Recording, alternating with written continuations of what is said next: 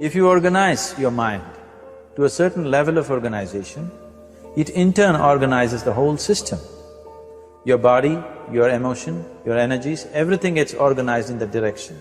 Once all these four dimensions of you, your physical body, your mind, your emotion and the fundamental life energies are organized in one direction, once you're like this, anything that you wish happens without even lifting a little finger actually. It would help to assist it with activity, but even without doing any activity, you can still manifest what you want if you organize these four dimensions in one direction and keep it unwavering in that direction for a certain period of time. Right now the problem with your mind is, every moment it is changing its direction. It is like you want to travel somewhere and every 2 steps if you keep changing your direction, the question of you reaching the destination is very remote unless it happens by chance. So, organizing our minds and in turn organizing the whole system and these 4 basic dimensions of who you are right now in one direction, if you do this, you are a kalpavruksha yourself. Anything that you wish will happen. But right now, if you look at your lives, everything that you have wished for till now, if it happens, you have finished. Everything and everybody that you have desired for, if all of that lands up in your house today, could you live with that? So organizing our minds fundamentally means moving from a compulsive state of activity to a conscious state of activity. You might have heard of people for whom they asked for something and beyond all expectations it came true for them. Generally this happens to people who are in faith. Now, let's say you want to build a house. If you start thinking, oh, I want to build a house. To build a house I need 50 lakhs, but I have only 50 rupees in my pocket. Not possible, not possible, not possible. The moment you say not possible, you're also saying, I don't want it. So on one level, you're creating a desire that you want something, on another level, you're saying, I don't want it. So in this conflict, it may not happen. If you want life to happen the way you want it, because right now, the very crux of your happiness and your well-being is this. If at all if you're unhappy, the only and only reason why you're unhappy is life is not happening the way you think it should happen. That's all it is. So if life is not happening the way you think it should happen, you're unhappy. If life happens the way you think it should happen, you are happy. It's as simple as that.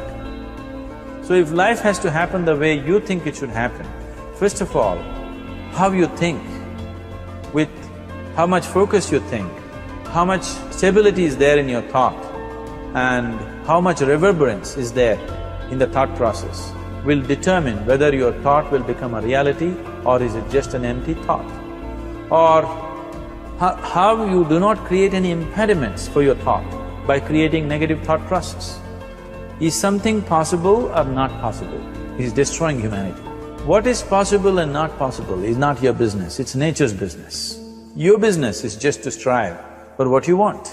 You're using the past experience of life as a basis for deciding whether something is possible or not possible. Or in other words, you have decided that what has not happened till now cannot happen in your life in future. This is a disgrace to humanity and the human spirit.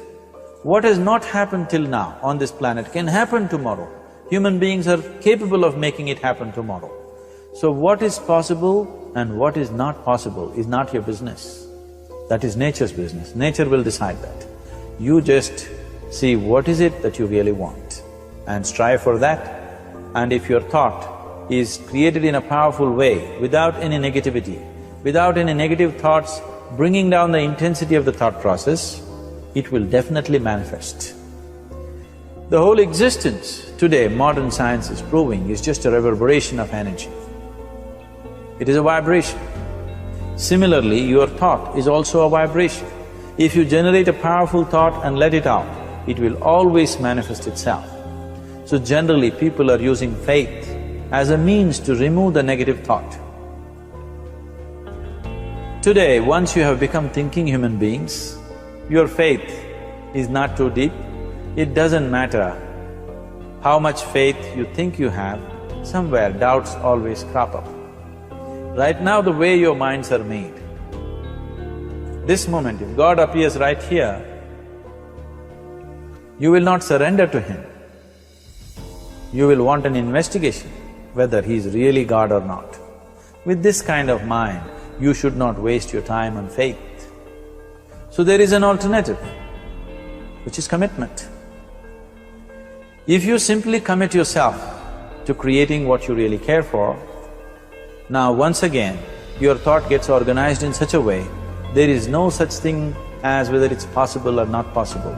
There is no hurdle in your thought process. Your thought flows freely towards what you want. Once this happens, making it happen will also naturally follow.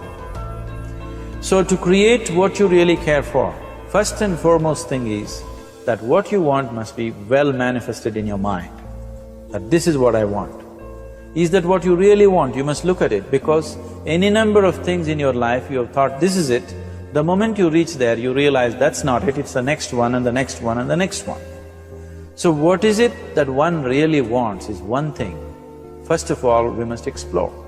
Once that is clear and we are committed to creating it, now there is a continuous process of thought in that direction. Once you can maintain a steady stream of thought without changing direction, definitely this is going to happen in your life, or it will definitely manifest as a reality in your life. So, either you make this human form into a kalpa vriksha, or you make it into one big mess, which is happening all over. So at every stage in our life, we tend to think, this is it. If this one thing happens, everything will be fine with my life. You reach there and you realize that's not it, and you postpone it to something else and something else. This is going on. The first and foremost thing is, you must be clear what is it that you really want. If you do not know what you want, the question of creating it doesn't arise.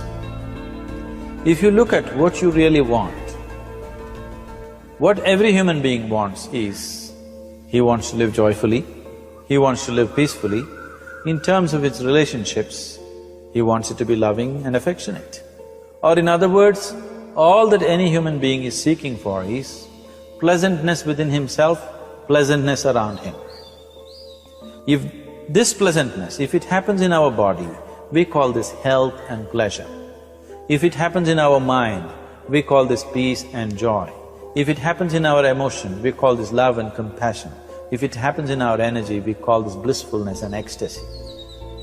This is all that a human being is looking for. Whether he is going to his office to work, he wants to make money, build a career, build a family, he sits in the bar, sits in the temple, he is still looking for the same thing. Pleasantness within, pleasantness around. If this is what we want to create, I think it's time we addressed it directly and commit ourselves to creating it. So you want to create yourself as a peaceful human being, joyful human being, loving human being, a pleasant human being on all levels. And do you also want a world like this? A peaceful world, a loving world, a joyful world? No, I want greenery, I want food. When we say a joyful world, that means everything that you want has happened. So this is all that you're looking for. So all that you need to do is commit yourself to creating it, to create a peaceful, joyful and loving world, both for yourself and everybody around you. Every day in the morning, if you start your day with this simple thought in your mind, that today, wherever I go, I will create a peaceful, loving and joyful world. If you fall down 100 times in the day, what does it matter? For a committed man, there is no such thing as failure. If you fall down 100 times, 100 lessons to be learned. If you commit yourself like this to creating what you really care for, now your mind gets organized. Once your mind gets organized, the way you think is the way you feel, your emotion will get organized. Once your thought and emotion is organized, your energies will get organized in the same direction. Once your thought, emotion and energies are organized, your very body will get organized. Once all these four are organized in one direction, your ability to create and manifest what you want is phenomenal. You are the creator in many ways.